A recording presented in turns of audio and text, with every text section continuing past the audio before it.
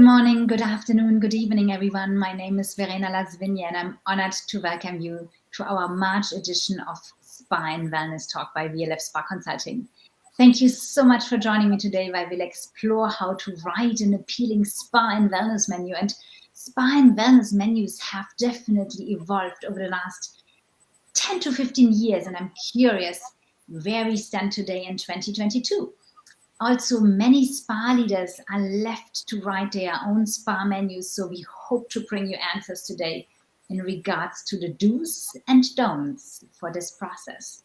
And today I've invited Carly Chamberlain as my co-host, and Carly is a wellness writer and educator and the author of The Listening Through My Hands. And Carly worked with brands like Ela, for whom she wrote those incredible wellness menus. So I thought she was perfect for our topic today. And here she is.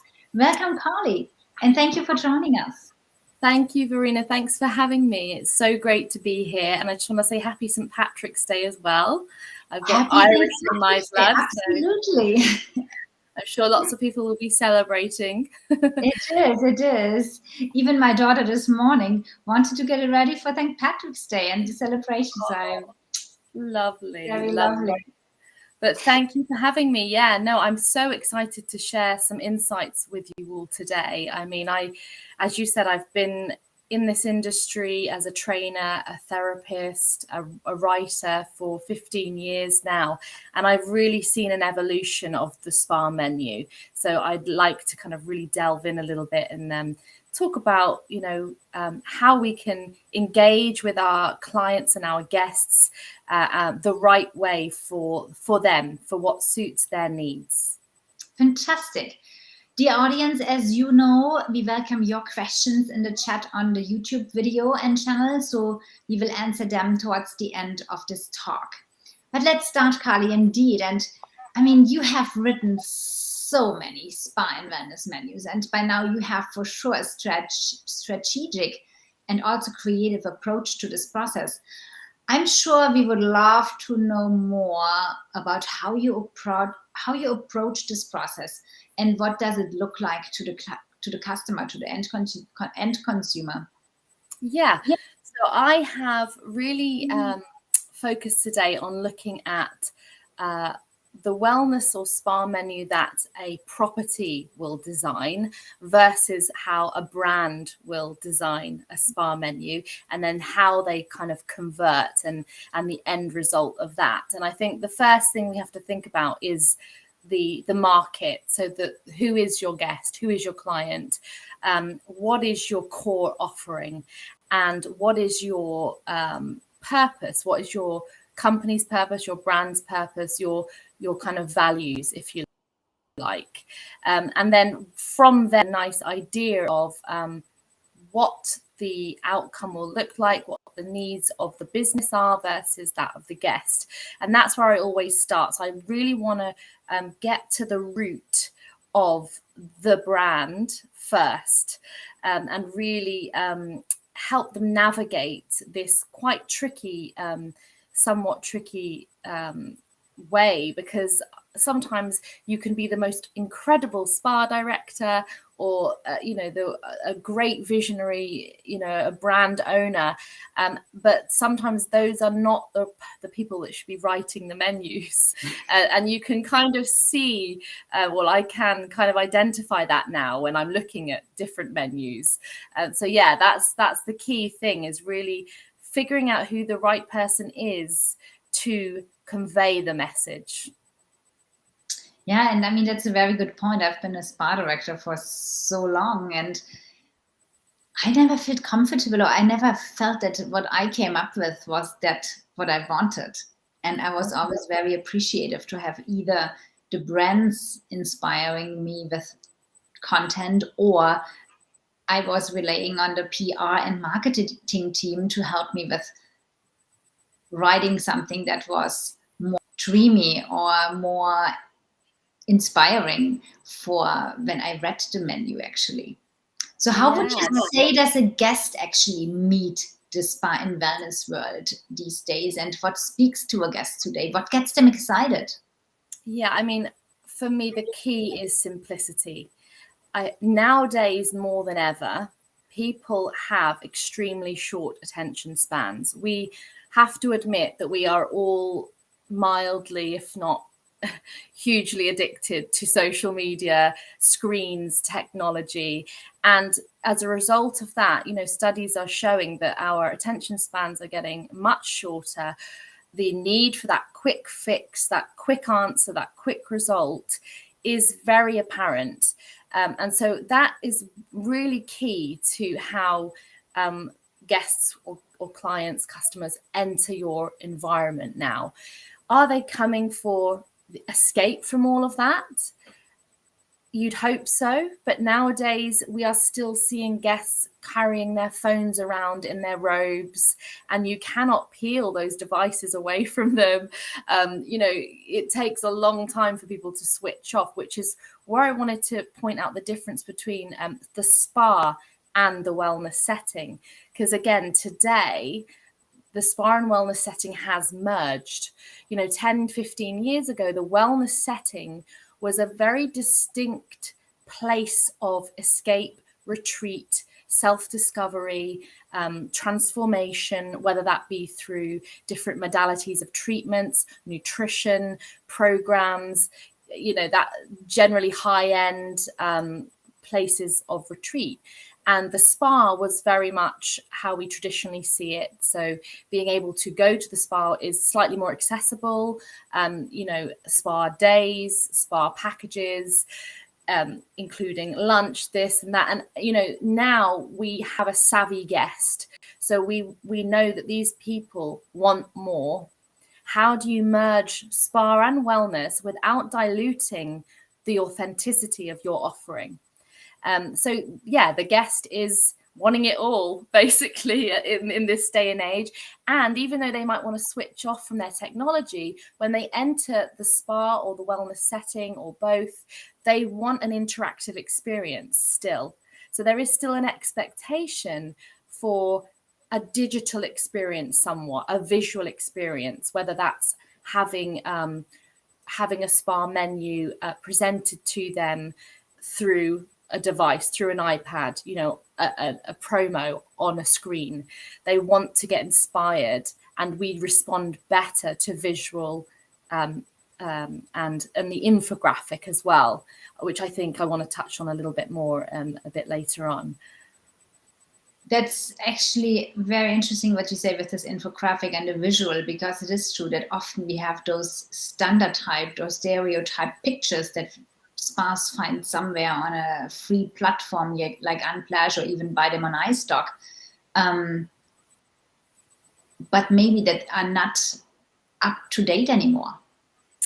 Exactly. Yeah.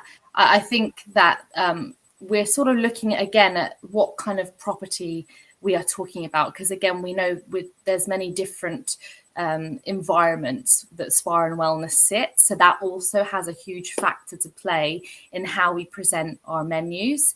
For example, a medical spa is going to be very different to a destination spa, yet we still want that very personal experience. We want to feel, the guest wants to feel exclusive and unique and looked after, taken care of.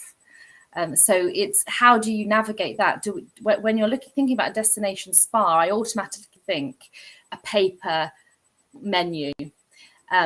But now we are experiencing a huge trend, and a positive one at that, with sustainable awareness and how are brands being sustainable, what's their carbon footprint, how are we looking at that? Then the guest doesn't just want all the glitz and the glamour, and they want to know that they can actually be responsible for their experience too, and not know that they're doing any detriment to something. So you would think destination spas, are coming up with really creative ideas of how to present their menus. So they're using local sources, elephant dung paper to present their menu in a very luxurious way, rolled up in a scroll and presented to your guest.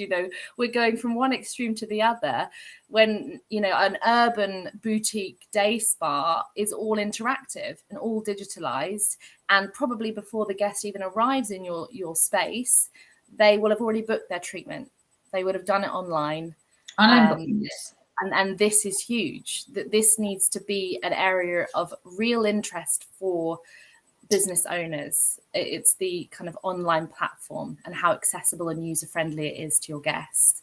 I mean, what you just said about the experience with writing a local, authentic paper, the menu, it's a very authentic approach, and I love that. And it is right for some locations, as you say. But it's true that the online booking becomes in urban hotels and spas a much bigger weight and importance. But this brings me back to our topic, how crucial it is to get this description right, because there is missing this interpersonal interaction in the reservation process, either over the phone or on site at the spa reception, in order to convince the guest that this treatment may not be for him or her.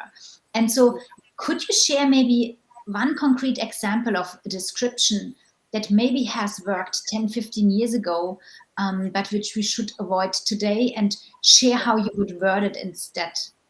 Yeah, and I'm sure people aren't going to like it when I say this, because some people will still have this kind of format and offering, which is absolutely fine for them. But the traditional description in a spa menu is becoming obsolete, unfortunately. I remember that back in the days, I would write a description, and at the top it would be the kind of quirky name of the treatment, always listing a word that kind of identifies what that treatment's going to do for you. So using buzzwords like detox, energize, these sorts of things. The price, obviously, the time that it's going to take to do this treatment. We all know the process. And hopefully a lovely creative description of what the person is going to have. So the step-by-step almost of what that's going to entail, followed by a great benefit of that treatment. But there are some really poor examples of this, and I'm going to read you one now. So there's a treatment that I identified called the full indulgence treatment. And this is the full indulgence experience for a head-to-toe experience. Includes a full body massage and a facial, 1.5 hours, £65. Now, to me, that's a perfect example of how not to write a spa description. And I suspect in this description, it's coming from a smaller business, so they might not have the budget to be able to have a professional marketing brand writer in to do that for them. So, we have to look at how we can educate everyone in this area. So that's how not to write a description. Now what we want, because it's so interactive, is very simple bullet point steps of how they're going to feel, what the benefit of that treatment is. The feeling is crucial to start with. What the benefit of that treatment is, the price, but with an infographic, this is so much clearer. So you have at the top the name of the treatment. Then you have, for example, name of the treatment, small description, the price, the time, the downtime that's experienced within that treatment, how you will feel, and the result. So whether that be the result of the product ingredients or the overall feeling. And it's so clear and visually appealing to people. And then it's book now. It's that simple, Verena. It really is. And I think the problem people have is that we do, and I did this 10 years ago, spending so much time trying to get a really amazing, creative, explorative description. I promise you, the guest is going to go in one ear and out the other for most people. If you do read it, you don't want to deter them from the core offering and the result of that offering with too much fluff, too much gumph. This is something I would strongly recommend people look at and remove, in a way. Simplify, clear, block colors, really, really clear descriptions and benefits and pricing and name and how they're going to feel. That's actually great what you say, and it responds already pretty much to the question that Nigel, the Spa Whisperer, had submitted before our talk already, which was, when writing a menu, do you consider it more important and relevant to describe the treatments in a result-driven way, or would you be more an approach like a nourishing journey? Yes, yeah, and thank you for that question, because again, it is how much do you fit in, how much do you pack into a description? If it's longer than one sentence, the attention span's going to be lost. And I feel like at this moment in time, with the kind of very savvy guest, we need one or two clear benefit words and one or two clear feeling words. So rather than saying you will be immersed into this journey, and at first we're going to start by massaging your back with a beautiful body oil for nourishing, and then move down to your legs, and then turn over and do the front of your legs, and then your arms, and then your stomach, then your décolleté, and finish with a beautiful face and scalp massage.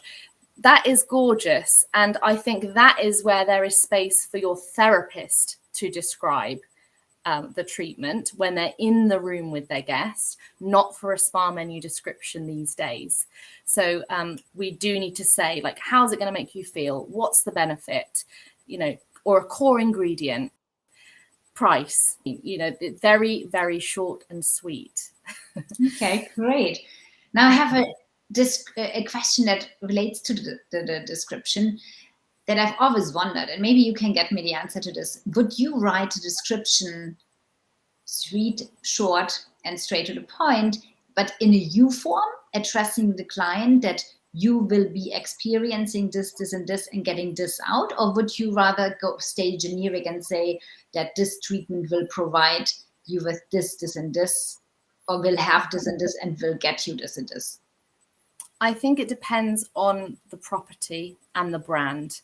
Okay. I think if you are entering a more of a wellness space where you can afford to have a host that will take you through a tailored journey of your, what you're about to receive and the whole kind of experience, then that can also be supported with writing material that makes it very personal to you. If we're looking at large spa brands that are in multiple locations, and if it's more of I don't like the word generic, but more of a streamlined offering, I think that it's really getting the point across of, you are you, but also everyone has feelings and everyone has moods. So what mood are you going to be coming into the atmosphere with, and what mood you're going to be leaving in? And that applies to everyone. So it can be slightly less personalized as long as you're touching on a feeling. The emotional approach. Exactly. Yeah. I love that. And mood. I'm feeling much better now about any treatment menu that I have contributed to. Where I always thought you is so important, but probably I focused on the wrong thing. So that's great to know. Yeah. And I think, again, I think nowadays we are in a world full of visual exposure, like social media, everything. We are bombarded with everyone having a say on what you should feel, how you should feel, and if you're not feeling this way, you should be doing this. So we do need to remember that the guest, you've got to follow their needs as well. And I just wanted to come to that point, actually. As an offering, as a spa menu offering, there is another option, which is more of a tailored to the needs of the guest via a very specific quiz-like analysis. And that's something that people like, because I really understand now that the guest is transitioning from being a passive guest, someone who's coming into a spa wanting to flop down and just have loads of beautiful stuff happen to them. You know, that's traditionally how we would perceive a spa, but the spa and wellness setting has a responsibility now to provide a place for people to come to be active participants in their own self-development, self-discovery, transformation. You know, this is huge now. We are solely responsible in our industry now to offering people a chance to grow and educate and develop themselves. That's what people want now. So, well, we still all love to lie down and obviously be completely passive. But there is a need for wanting to take some self-responsibility for that experience and how you can bring that home with you as well. That's a good reminder. The role also that spas play in terms of not handing over this ownership of one's own well-being, but yes, encouraging them to continue this state of well-being, not just for the 60 minutes of a spa massage or a facial or body treatment, and not just the 90 or 120 minutes that you're at a spa, but beyond that at home. Great. Yeah. I have one last question for you before we're looking at the chat, which I see very active already. Could you share with us some mistakes to avoid, please? What, for example, are typical overused words that we should definitely avoid and exclude and not use in our discussions anymore? I am completely against the word relax. I have to say, again, I might not be people's best friends right now, but the word relax for me, and just as I observe the development of our industry, this is now becoming a very desensitized word. There's no authenticity behind this word relax. I think we're all probably in agreement to an extent that when someone tells me to relax if I'm stressed, for example, that's probably the worst thing you can say to someone, relax when you're stressed. So I am anti this word. I don't think anyone should use this word in any spa menus going forward. What do I use instead? So let's think about going back to our mood, back to a feeling of how we can not better ourselves, but how we can take responsibility of our thoughts, our emotions, our feelings, and ultimately how that manifests in our body. Why do we have back pain? Let's get educated on why we have back pain, for example, or why we're aching, why we're developing arthritis. So when you have an offering and a treatment, you can actually, it's like a real educational experience for your guests, because you can start using words like remedial therapy. This is a remedial experience. This will help your system recover from inflammation. These are and this is where the therapist comes in, the spa reception comes in, the reservations team come in. I don't think it should be down to just one group of staff members to be responsible for educating guests on the benefits of treatments and what words to use, because they often don't meet those therapists till halfway through their experience, and by then you have lots of missed opportunities. And we want to empower our reservation teams and our front of house teams. They have a great, important role to play in the full experience. I love that thought. And those are really great tips, Carly. Thank you so much for sharing. And thank you for all the insights until here, but let's have a look at our chat, what we have here. So we have Benjamin Donut, who was actually a few months back one of my co-hosts for this talk, and he asked, what is your stand on printed menu versus QR code replacement, and does the modern spa still need printed menus? That was his first question. And then he also would like to know if a menu without prices and extra price list would make more sense, or having it all combined. I do think there's a place for QR codes. Again, I think at this stage, I feel like we're in a bit of a transitional phase with our technology and how it's advancing. So you're going to have a guest that will not want to get their phone out and scan QR codes and figure all that stuff out. That is going to overwhelm them and potentially put them off the whole experience. However, there is a market for that. For some younger generation, not to actually pigeonhole anyone, but, it's easy for people to do QR codes, don't think twice, and that's great.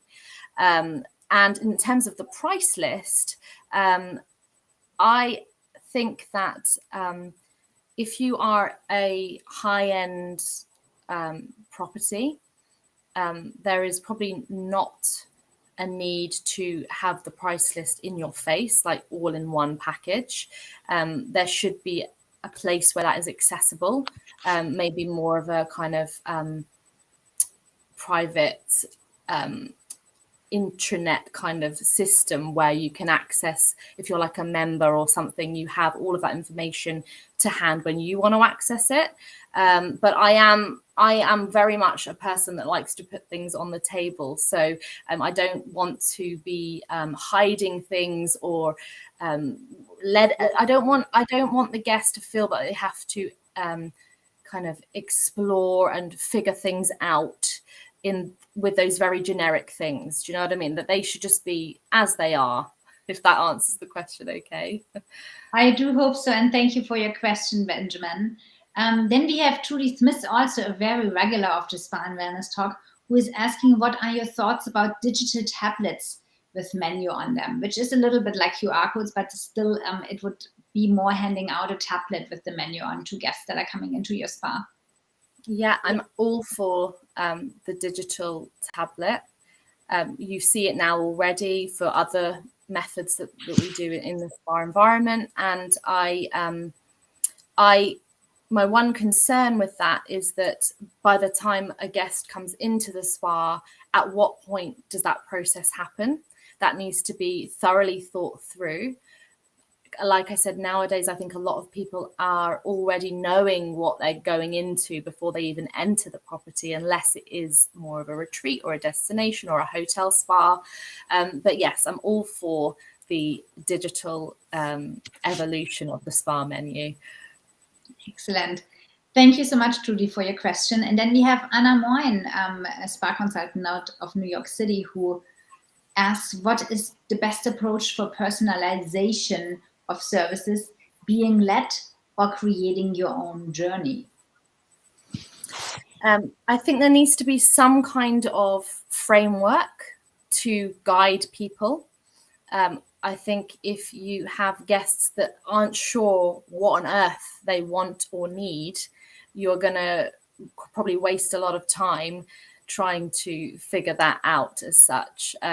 So there needs to be a framework, a clear framework to channel people down 2 or 3 pathways. And from there, decide whether you want to lead them with a very sort of structured way, or if you give them 1 or 2 options so that they feel like they have the choice and they are in control of their journey. But never overcomplicate it. Keep it simple, down to 1 or 2 things that they have to actively choose for their journey. I hope that answers your question. I hope so too. Thank you, Anna, for your question, which is the conclusion of the insights that we have as we are coming already close to our 30-minute mark. And but before we say goodbye, let's wrap today's session because I think there are actually some great takeaways. And for me, the first takeaway, and you mentioned it several times, Carly, is to keep it short and simple. Not to lose the client with his attention, his or her attention, I'm sorry. And also to list 1 benefit along with effect into the description. I think that this is really, for me, one of the key aspects. The second one that stuck with me is to touch the client emotionally with your descriptions, no matter if you write in a U form or a more streamlined form, but to bring some feelings in that the guest gets emotionally touched. And then the last one would be to inspire the guest to want to look after themselves also beyond their time in your spa, so that they take ownership to continue their well-being journey or wellness journey also after your spa visit. Carly, again, I could continue because that is such an exciting topic, but There's so much to discuss. Thank you so much for having joined me today, and I really loved and appreciated your insights and tips and how spa and wellness menus can really leave a strong impact on the guest and ultimately then also will result in sales. And thank you for watching today's edition of Spa and Wellness Talk, and or you for watching the replay. And I truly hope that you found your takeaway for your operation in order to make an impact on your menu. Our next Spa and Wellness Talk is on April 21st at 1 p.m. Eastern Time. And I invite you in the meantime to follow VLF Spa Consulting on Instagram or LinkedIn. And as usual, the recording of our talk will be available on this YouTube channel and also will be shared over the next couple of days with a link to this replay on our different social media. Thank you for joining me, Carly. Thank you for joining me today, and stay well.